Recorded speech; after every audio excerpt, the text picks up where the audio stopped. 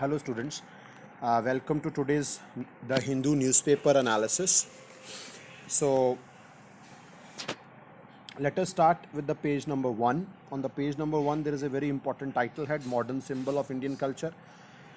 राम मंदिर का foundation stone जो है वो रख दिया गया, डेट को आप याद कर सकते हैं। तो इसको modern symbol of Indian culture, first paragraph के अंदर आप देख सकते हैं कि इसको modern symbol of Indian culture का नाम जो है वो हमारे प्रधानमंत्री ने दिया है। आप इस पर्टिकुलर पैराग्राफ के अंदर इसको देख सकते हैं।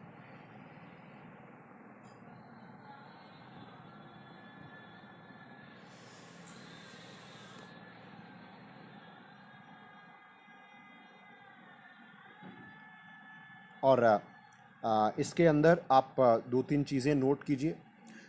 डिप्लोमेसी के व्यू पॉइंट से अगर आपने देखना हो तो आप ये पर्टिकुलर पैराग्राफ देख सकते हैं जिसमें लिखा गया है कि पाकिस्तान क्रिटिसाइजेज द सेरेमनी। तो अगेन एक ऐसी अनड्यू चीज़ जो कि पाकिस्तान की तरफ से नहीं होनी चाहिए थी।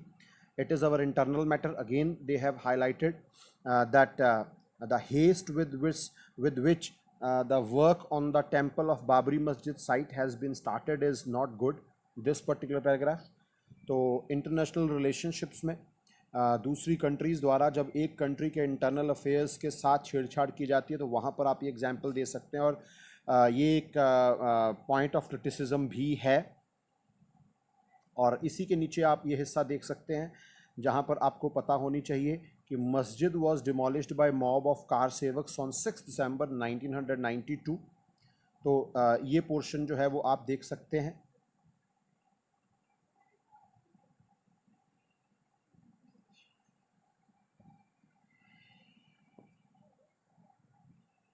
उसके बाद पेज नंबर 1 के ऊपर टाइटल हेड है Kashmir under security blanket, anniversary of article 370 withdrawal. और इसमें आप देख सकते हैं कि लिखा गया है security was tightened across the Kashmir valley on Wednesday to foil a scheduled meeting and protest marches of the National Conference and PDP.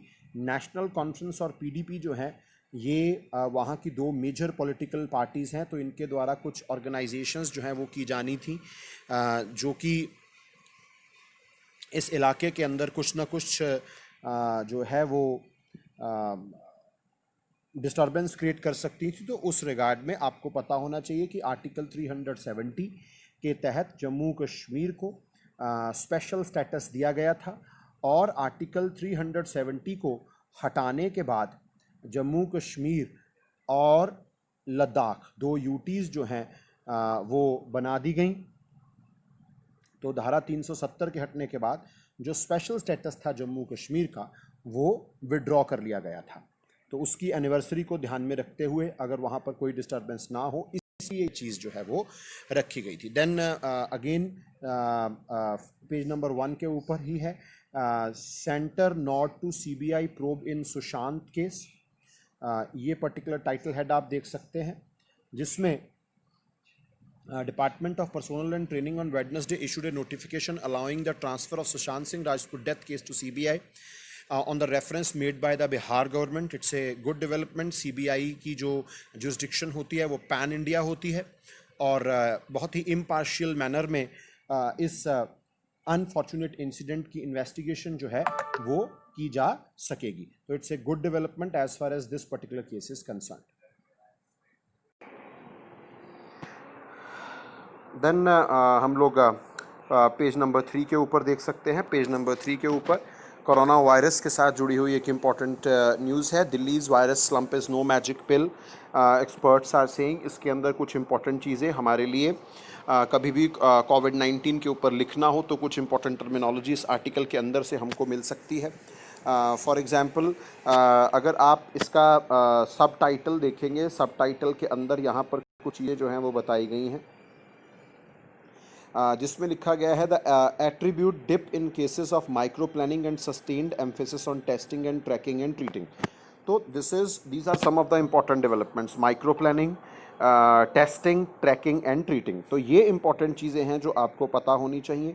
तो दिल्ली के अंदर आप देख सकते हैं कि किस तरह से केसेस के अंदर डिप आया है, इट्स ए गुड डेवलपमेंट। और दिल्ली के अंदर अगर आप देखेंगे तो टेस्टिंग को बहुत ज़्यादा जो है वो बढ़ाया गया। तो इसी के अंदर आप देख सकते हैं कि इस तरह की प्लानिंग का असर क्या हो सकता है। आप इस पैराग्राफ के अंदर देख सकते हैं, Delhi has slipped from the top 3 red zones in the country to the 9th position. तो इट्स ए गुड डेवलपमेंट। और with a current recovery rate of 90%, Delhi's active case load at the end of June hovered around 27,847. It has now more than halved at a little over 10,000 cases. तो it's a good development कि दिल्ली के अंदर इस तरह से cases जो हैं वो डिक्लाइन किए हैं। इसके पीछे जो हमने ऊपर पढ़ा था कि इसके पीछे sustained emphasis on testing, tracking, treating and micro planning. तो आप याद रखिएगा, जो माइक्रो मैनेजमेंट का जो सिस्टम था, माइक्रो कंटेनमेंट का जो सिस्टम था, वो पंजाब ने सबसे पहले इसको अप्लाई करना शुरू किया था। तो आप यहाँ देख सकते हैं इस पैराग्राफ के अंदर, this is a result of micro planning, scrupulous implementation and sustained emphasis on, these are the important point, testing, tracking and treating। तो आप इसको याद करके रख लीजिए कि जब भी आप कभी इसके ऊपर लिखेंगे तो ये 3 चीज़ें आपको डेफिनेटली पता होनी चाहिए। और उसके बाद रिपीटेड सर्वे और house to house surveys for people with symptoms, immediate physical isolation of people living in densely populated areas, enhanced testing within containment zone, ambulance management to ensure zero refusal rate। ये वाला paragraph, this paragraph तो आपके लिए बहुत important inputs हैं यहाँ पर। ये सब चीज़ें कभी भी आप फ्यूचर में मान लीजिए कोविड-19 जैसे पेंडेमिक के बारे में लिखना हो, तो ये सब चीज़ें जो हैं वो हमको बहुत इंपॉर्टेंट चीज़ हेल्प हो सकती है।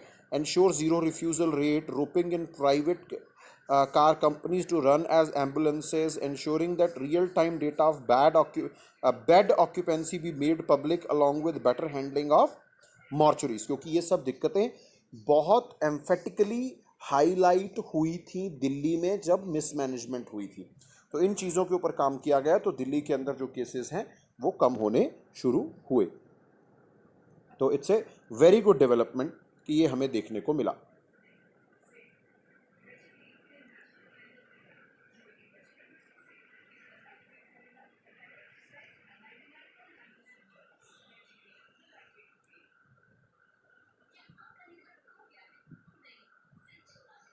Then waste on Yamuna bank, NGT warns of penalty. तो आप यहाँ देख सकते हैं, नेशनल ग्रीन ट्रिब्यूनल एक बहुत ही इम्पॉर्टेंट बॉडी है। नेशनल ग्रीन ट्रिब्यूनल का जो मेन काम होता है वो इसी तरह की जो मिसमैनेजमेंट है एनवायरनमेंट के साथ जुड़ी हुई, उसके साथ डील करना। और ये ट्राइब्यूनल है तो एनवायरनमेंट के साथ जुड़े हुए केसेस को एक्सपीडिशियसली डिस्पोज ऑफ करना, ये एनजीटी का काम है। एनजीटी के पास बहुत सारी पावर्स दी गई हैं जिसके तहत ये सुओ मोटो एक्शंस भी ले सकते हैं।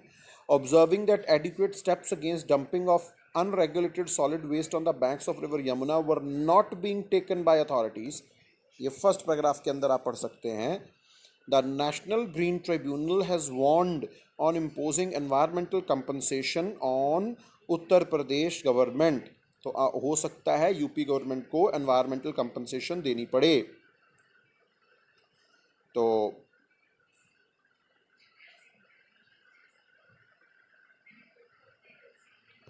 यहाँ पर बताया गया है इस पैराग्राफ के अंदर, the bench made it clear, it is clear that steps taken so far are not adequate. The committee has found that arrangement for leachate collection has not been made. और जो ड्रेन्स हैं वो भी जो हैं वो चोक्ड पाए गए हैं। तो इस तरह की चीज़ें जो हैं उन्होंने हाईलाइट की हैं। मिसमैनेजमेंट को ये चीज़ें क्लियरली इंडिकेट जो है वो करती हैं। तो उन्होंने बहुत स्ट्रिक्ट इसके बारे में वार्निंग दी है कि हम एक्शंस जो हैं वो लेंगे। तो इस तरह की जो इन्फॉर्मेशन होती है, कभी आपको एनजीटी के ऊपर लिखना पड़ जाए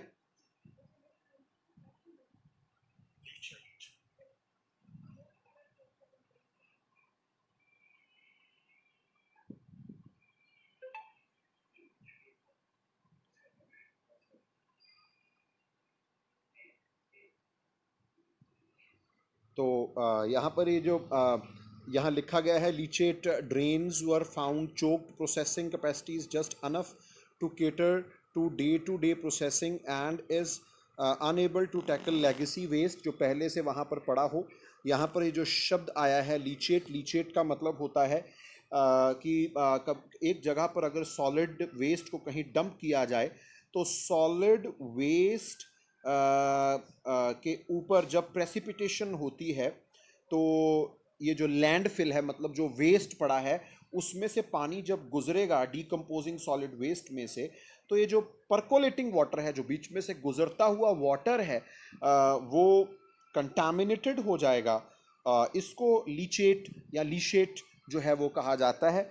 और ये इस तरह की दिक्कतें आ रही हैं कि अगर यमुना के बैंक के ऊपर इस तरह का वाटर छोड़ा जाएगा तो डेफिनेटली ये यमुना को कंटामिनेट करता रहेगा और वहाँ के आसपास की जो सॉइल है वो भी कंटामिनेट होती रहेगी।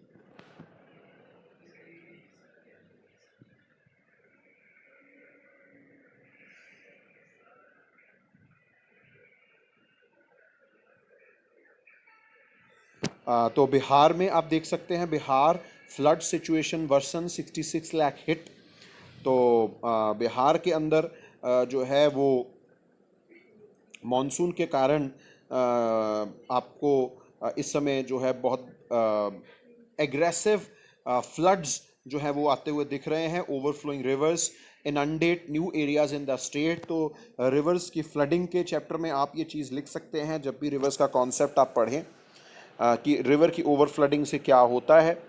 और बिहार के अंदर जो मेन प्रॉब्लम है वो कोसी रिवर के कारण होती है, जिसको हम सौरो ऑफ बिहार कहते हैं। इस रिवर को सप्तकोसी भी इसके साथ जुड़ी हुई 7 स्ट्रीम्स हैं जिनसे मिलकर अल्टीमेटली कोसी रिवर बनती है और नेपाल से इन सब का ओरिजिन होता है। तो काफ़ी ज़्यादा दिक्कत जो है वो आती है। आप यहाँ पढ़ेंगे the flood situation in Bihar deteriorated on Wednesday as waters from overflowing rivers originating in Nepal inundated fresh areas and the number of affected people rose to 66.60 lakh across 16 districts।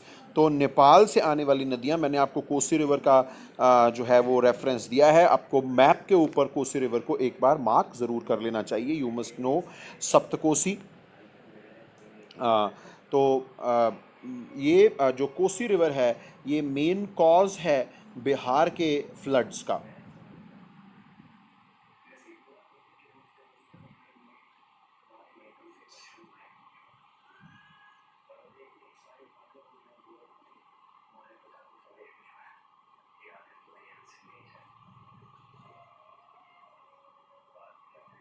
तो अगर हम बात करेंगे ये सप्तकोसी की, तो इसके अंदर अरुण रिवर जो है वो एक मेन स्ट्रीम मानी जाती है। बाकी सून कोसी है और ताम कोशी है, तो दूध कोसी है। तो इस तरह से ये आपको सप्तकोसी का इलाका जो है वो देखने को मिल सकता है। ये सारा का सारा बिहार के अंदर मेन कॉज है फ्लड का।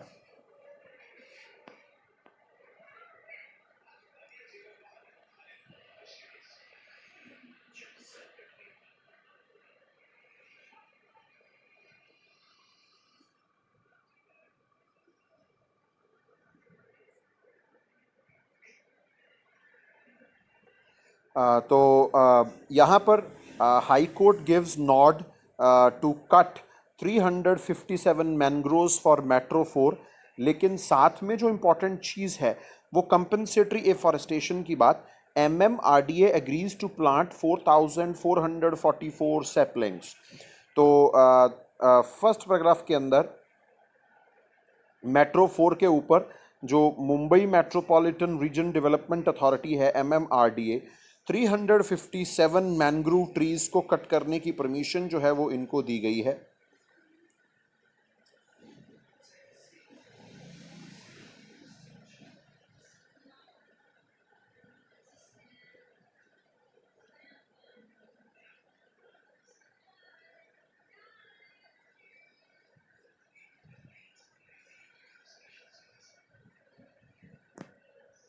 और यहीं पर आप नोट कर सकते हैं ये लास्ट पैराग्राफ में और इन पेड़ों को काटने के बाद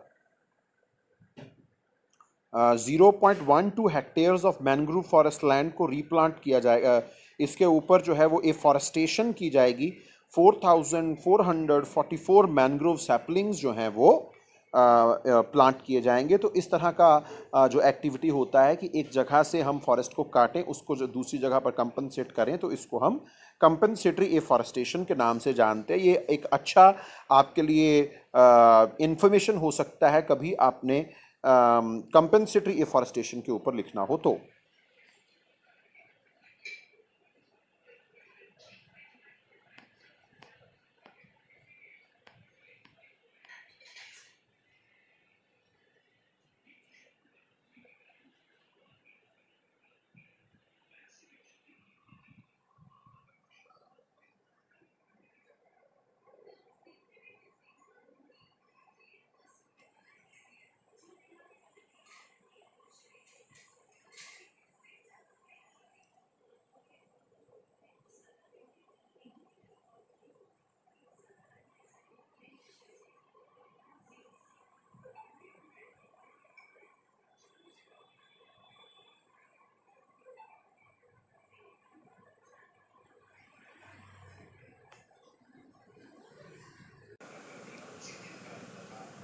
तो यहाँ पर एक टाइटल हेड है, environment ministry dithered on decision to close LG plant.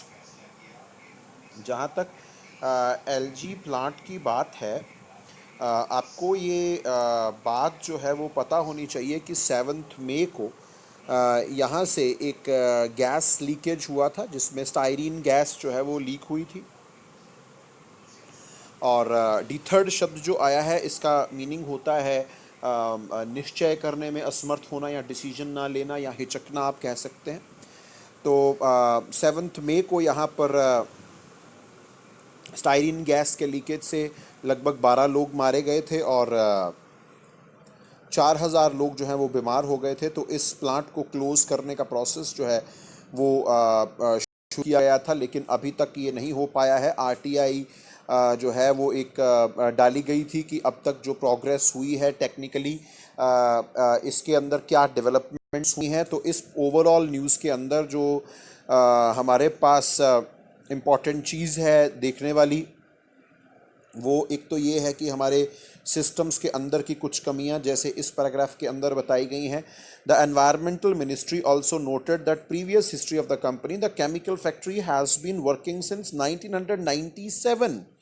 So this is a big problem. This is a systematic defect without appropriate clearances and has applied for clearance in 2018 under rules made by the MOEFCC itself. These rules allow industrial projects in violation of environmental laws to apply to a special panel of experts called as the Violation Committee of the MOEFCC, provided that they meet certain criteria and make appropriate modifications. तो ये process अभी under consideration है। तो आपको violation committee का, तो again a great input for writing on environmental clearance issues. तो next चलते हैं हम। नेक्स्ट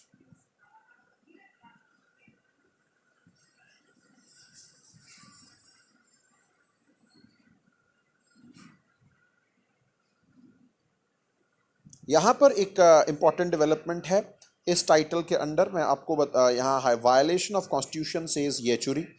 तो एक बड़ा अनफॉर्चुनेट सा डेवलपमेंट होता हुआ यहाँ पे नज़र आ रहा है। आप इस सेक्शन को ध्यान से देखेंगे तो इस न्यूज़ के अंदर लिखा है, the state take over of the construction of the temple in the presence of the governor and CM of UP in is a negation of the secular democratic character. तो प्रियम्बल के कुछ शब्द जो हैं वो हाईलाइट में आते हैं, तो इस तरह के शब्दों का आपको पता होना चाहिए। आपको ये कभी इसके ऊपर व्यू पॉइंट लिखना पड़ जाए तो आपके पास ये अच्छी इनपुट हो सकती है कि ये यहाँ पर कुछ लोगों की ओपिनियन है। पर्सनल ओपिनियन आप अपनी रख सकते हैं इंडियन पॉलिटी की बुक को अच्छी तरह से समझने के बाद।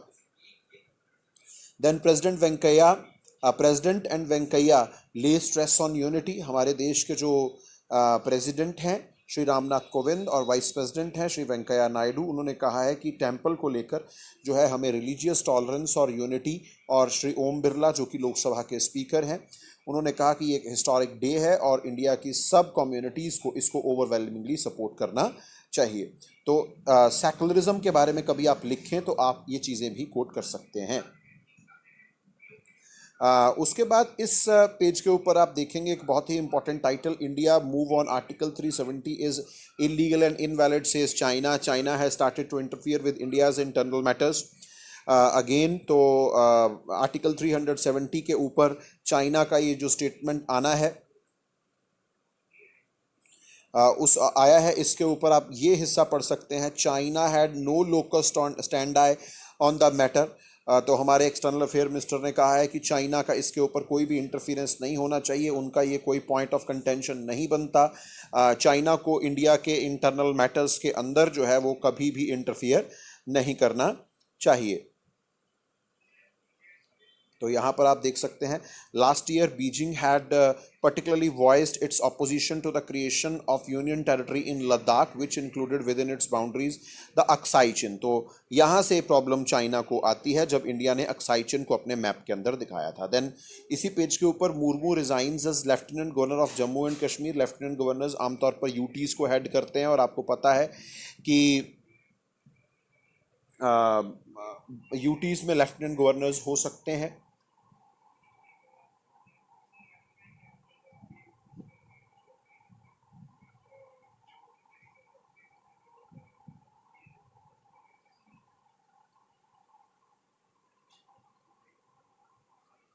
और जो प्रेजेंट लेफ्टिनेंट गवर्नर थे, अब तो एक्स कहना चाहिए, mister GC Murmu, he has resigned and will be appointed as next comptroller and auditor general of India। और अभी mister Manoj Sinha has been appointed as the lieutenant governor of Jammu and Kashmir। तो इस paragraph के अंदर नए इनको कैग के तौर पर अपॉइंट किया जा सकता है।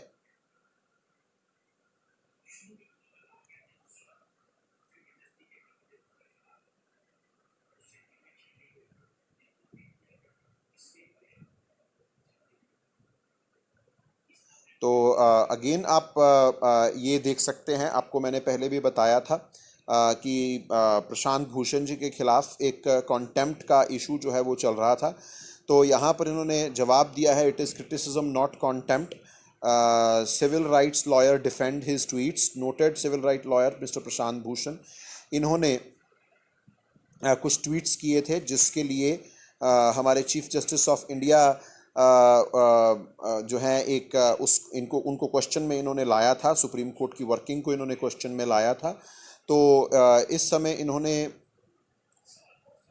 जो है इसका जो है डिफेंस दिया है, जिसमें ये 3 जजेस बेंच के सामने इन्होंने अपनी डिफेंस रखी है कि ये एक क्रिटिसिज्म था, कॉन्टेम्प्ट नहीं था। Contempt of court is not allowed. इसमें कोर्ट्स जो है वो सुओ मोटो मतलब at their own will and wish action ले सकते हैं। तो आपको कॉन्टेम्प्ट ऑफ सुप्रीम कोर्ट के बारे में यहाँ पर पता होना चाहिए। सुप्रीम कोर्ट वाला जो चैप्टर है इंडियन पॉलिटी का, उसके अंदर आपको कॉन्टेम्प्ट वाला हिस्सा जो है वो अच्छी तरह से, इस तरह से क्वेश्चंस रिलेशन में बन सकते हैं। Then EWS quota challenge refer to the constitution bench. अब इसमें आपको क्या पता होना चाहिए, let us try to understand first of all what is this EWS quota. Economically weaker sections को 10% का जो रिजर्वेशन दिया गया था, उसका ये पॉइंट ऑफ कंटेंशन जो है ये बना है रिसेंट टाइम्स में। और इवन जनरल कैटेगरी के जो लोग हैं उनको भी ये फ़ायदा जो है इसका होना है, इकोनॉमिकली वीकर सेक्शंस को। तो the supreme court on Wednesday refer to 5 जजेस बेंच, इसको कॉन्स्टिट्यूशनल बेंच कहा जाता है, फर्स्ट पैराग्राफ के अंदर आप देख सकते हैं। सब्सटैंशियल क्वेश्चन ऑफ लॉ इसको कहा गया है। Whether grant of 10% reservation to economically weaker sections of the society is unconstitutional and violates the 50% ceiling cap on quota declared by the court itself। तो ये जो है इसको इसीलिए एक कॉन्स्टिट्यूशन बेंच के सामने रखा गया और यहाँ पर आपको पता होना चाहिए कि 103rd अमेंडमेंट एक्ट इस पैराग्राफ के अंदर आपको डेफिनेटली नज़र आ रहा होगा।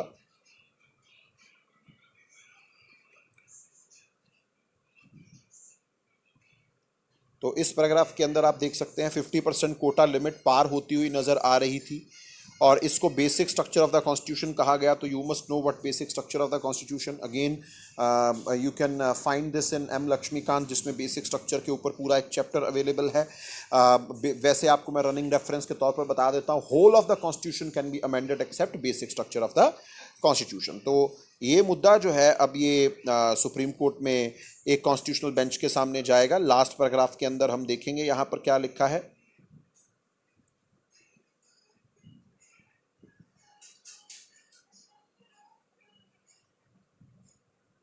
The center has argued that it was every state's prerogative to provide 10% economic reservation in state government jobs and admissions in state-run education institutions, whether or not to provide reservation to the economically weaker sections of the society for appointment in state government jobs and admission to state government education institutions as per provisions of the newly inserted article।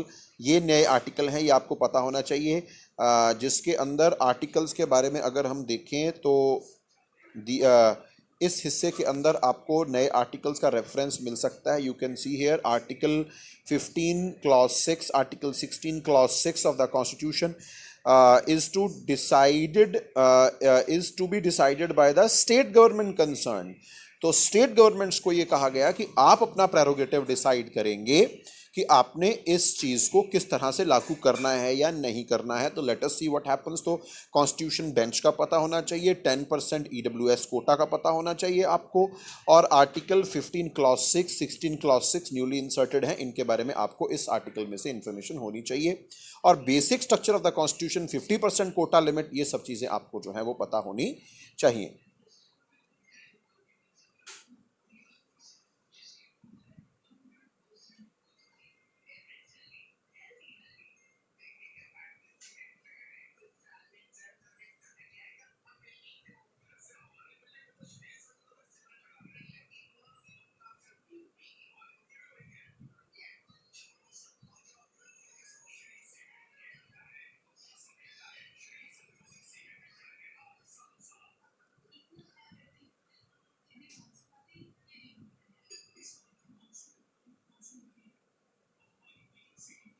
तो यहाँ पर आप देख सकते हैं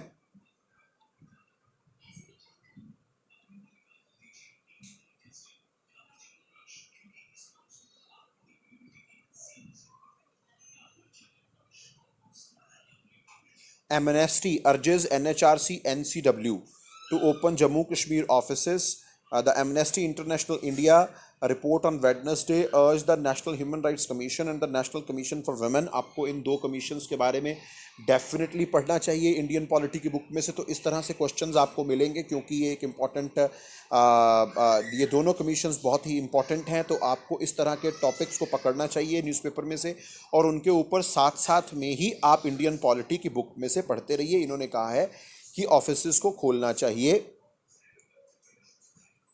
restoration of 4G in union territory, ये भी एक पॉइंट ऑफ कंटेंशन है। तो this is what you must know. Then MP should not get GI tag for basmati rice.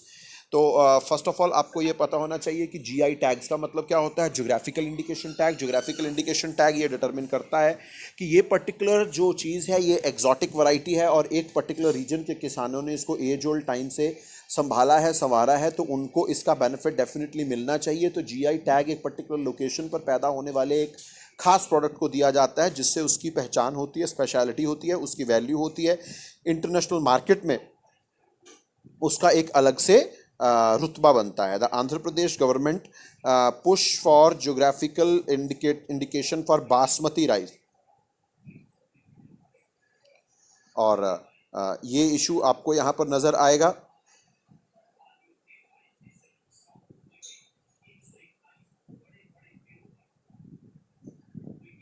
ये पैराग्राफ के अंदर आप देख सकते हैं। और पंजाब के CM जो हैं कैप्टन अमरिंदर सिंह, उन्होंने इसके ऊपर जो है वो ऑब्जेक्ट किया और उन्होंने प्रधानमंत्री नरेंद्र मोदी को लिखा है कि इसमें पर्सनल इंटरवेंशन कीजिए। पंजाब जो है ये एक मेजर प्रोड्यूसर है.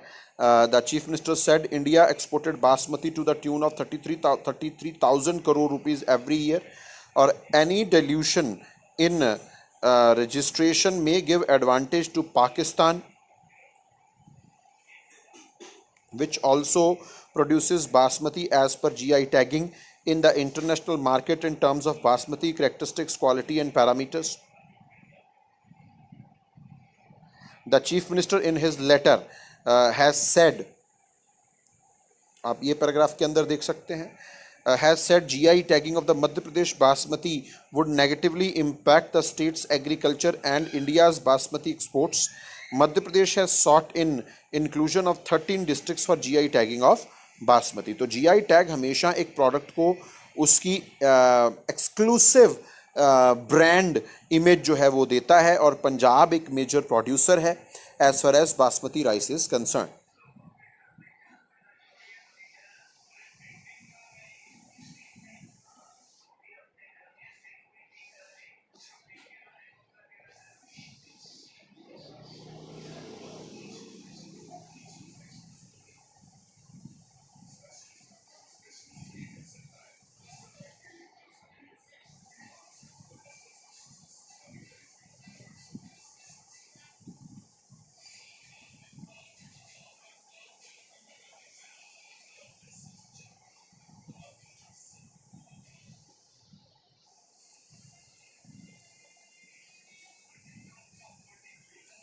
तो ये आप पढ़ सकते हैं, Lebanon explosion toll climb to 135.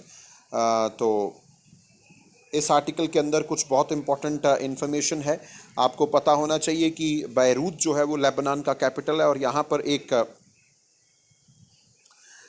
Ship जो कि कहा जा रहा है कि it was laden with fire crackers that went ablaze, और it has destroyed a huge area, or approximately 135 people have been injured, have been killed, and nearly 5,000 people have been injured.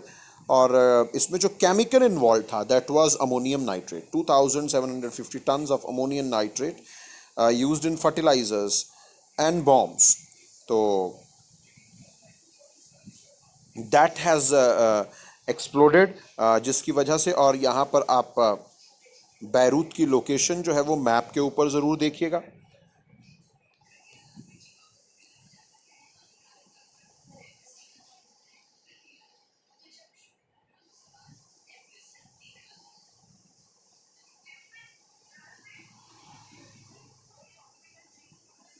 और इस अमोनियम नाइट्रेट को store किया गया था यहाँ पर without any safety measures. इस पैराग्राफ के अंदर आप देख सकते हैं.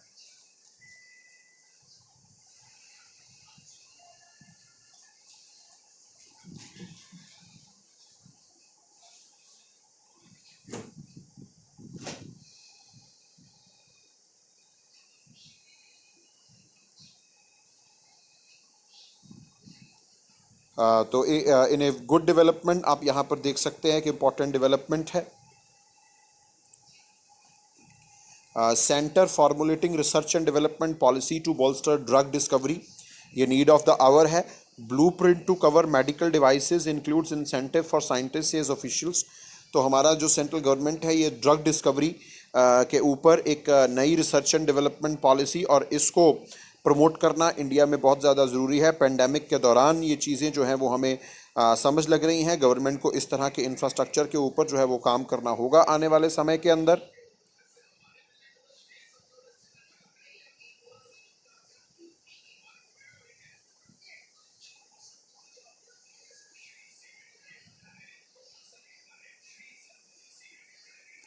तो इसी यहीं इस पैराग्राफ के अंदर आप देख सकते हैं, government proposes to set up 3 major manufacturing parks including one in Hyderabad with investment of almost 1,000 crore to help drive import substitution, क्योंकि हम imports के ऊपर बहुत ज़्यादा dependent हैं, of the basic raw materials. Active pharmaceutical ingredients अभी बहुत ज़्यादा चाइना से आते हैं, APIs, and the making of medical devices. तो it is going to be a good development.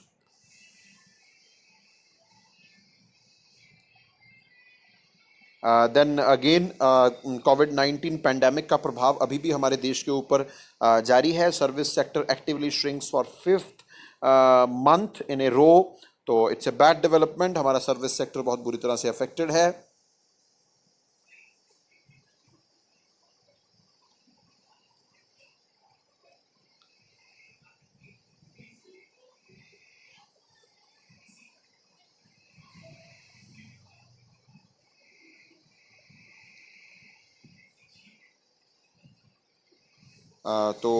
इस न्यूज़ के अंदर आप देख सकते हैं इंडिया का जो रिकॉर्ड था फाइनल में चेज करने का, इंग्लैंड को हराया था 328 का, उसको ब्रेक डाउन किया, उसको सरमाउंट किया. आयरलैंड की टीम ने में इंग्लैंड को हराया 329 रन्स को इन्होंने चेज डाउन किया है. तो आप यहाँ पर इस तरह की छोटी छोटी चीज़ें स्पोर्ट्स में आप नोट कर सकते हैं.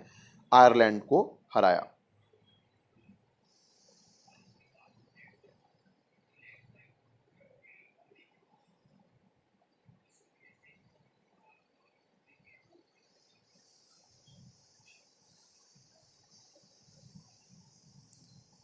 तो यूएस ओपन और फ्रेंच ओपन की जो है वो हमारे साथ इस सामने इस समय एक दो टाइटल्स हैं. These are grand slams. आपको ग्रैंड स्लैम्स के बारे में डेफिनेटली पता होना चाहिए.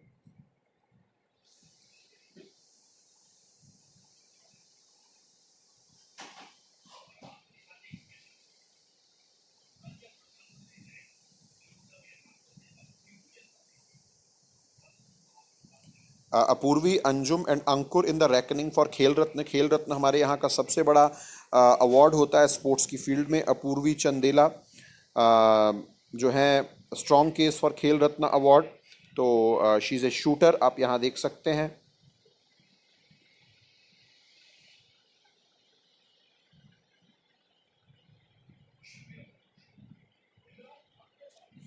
तो यहाँ पर आप इस पैराग्राफ के अंदर देख सकते हैं लिखा गया है कि Apurvi is the only second Indian women after Anjali Bhagwat in 2003 जिन्होंने वर्ल्ड कप गोल्ड मेडल जो है वो जीता. Commonwealth gold medalist in 2014, Apurvi won the mix team double in the last Commonwealth Games in Gold Coast and Asian Games in Palembang. तो आप यहाँ पर देख सकते हैं.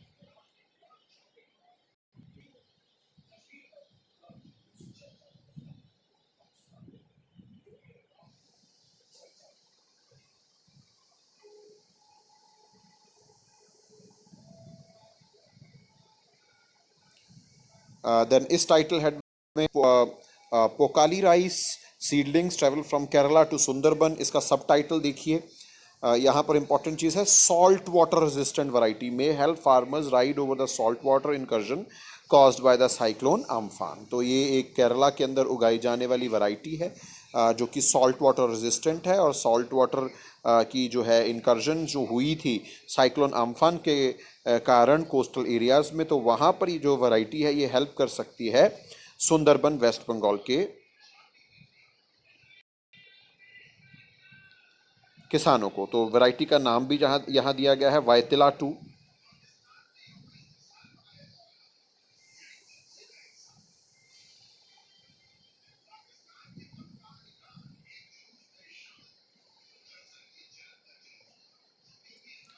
तो लास्ट पैराग्राफ में आप देखें Vyttila 2 is the latest variety to come out of Kerala Agricultural University's field station in वायतिला.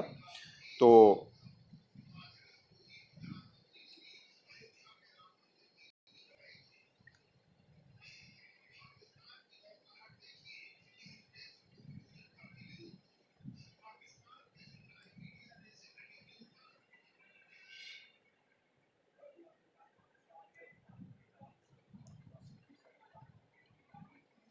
This was from today's newspaper. आपके पास कोई क्वेश्चंस हो आप पूछ सकते हैं. Thanks a lot. Stay safe, stay inside. Have a good day.